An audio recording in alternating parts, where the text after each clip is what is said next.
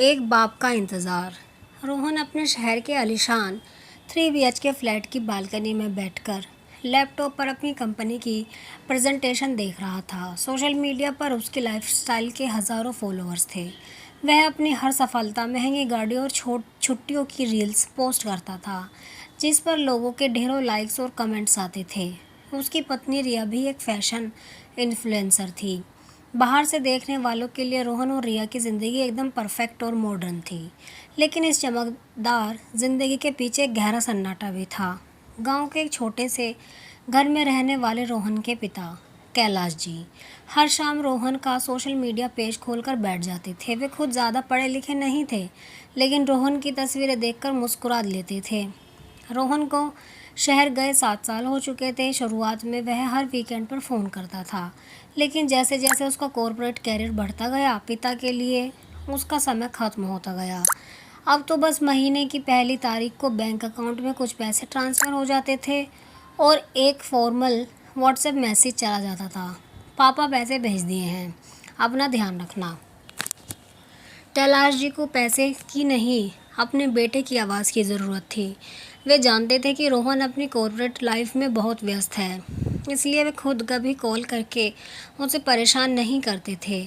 जब भी रोहन का गलती से फ़ोन आता तो कैलाश जी बस यही कहते, बेटा काम मन लगा कर करो, खाना समय पर खाया करो। वे कभी अपनी गिरती सेहत या अकेलेपन का जिक्र नहीं करते थे, क्योंकि वे रोहन की सफलता के रास्ते में रुकावट नहीं बनना चाहते थे। एक दिन रोहन ने अपने इंस्टाग्राम पर एक बड़ी अचीवमेंट की फ़ोटो डाली, अचीवर ऑफ द ईयर का अवार्ड। उस फोटो पर हज़ारों कमेंट्स आए। रोहन खुश था, लेकिन रात को सोने से पहले उसे महसूस हुआ कि इतने सारे लाइक्स और कमेंट के बीच एक भी ऐसा मैसेज नहीं था जो उसके दिल को सुकून दे सके। तभी उसकी नज़र पिता के एक पुराने व्हाट्सएप वॉइस नोट पर पड़ी, जो उन्होंने 3 महीने पहले भेजा था। रोहन ने उसे प्ले किया। धीमी और कांपती आवाज़ में कैलाश जी कह रहे थे, बेटा अवार्ड की बधाई, बस कभी समय मिले तो घर का चक्कर लगा जाना। तुम्हारी माँ का पुराना आम का पेड़ इस बार बहुत फल दिया है।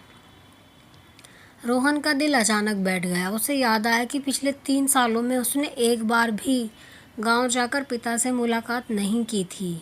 उसने तुरंत कैब बुक की और बिना रिया को बताए अगली सुबह गांव के लिए निकल पड़ा। जब रोहन गांव पहुंचा तो घर का मुख्य दरवाज़ा आधा खुला था। अंदर जाकर देखा तो कैलाश जी एक पुरानी कुर्सी पर बैठे हुए रोहन की बचपन की एक एल्बम देख रहे थे। उनकी आंखें कमज़ोर हो चुकी थी और चेहरे पर झुर्रियाँ बढ़ गई थी। रोहन को अपने सामने देखकर कैलाश जी की आंखों में आंसू आ गए। उन्होंने शिकायत नहीं की कोई, ना ही यह पूछा कि इतने सालों तक क्यों नहीं आए। उन्होंने बस उठकर रोहन को गले लगा लिया और कहा, मुझे मालूम था तू एक दिन ज़रूर आएगा।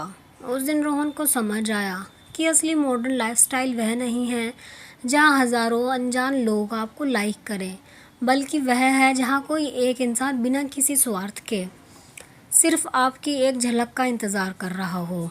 रोहन ने फैसला किया कि अब वह हर महीने गांव आएगा और अपनी ज़िंदगी के सबसे ख़ास इंसान को सिर्फ पैसों से नहीं बल्कि अपना समय देगा।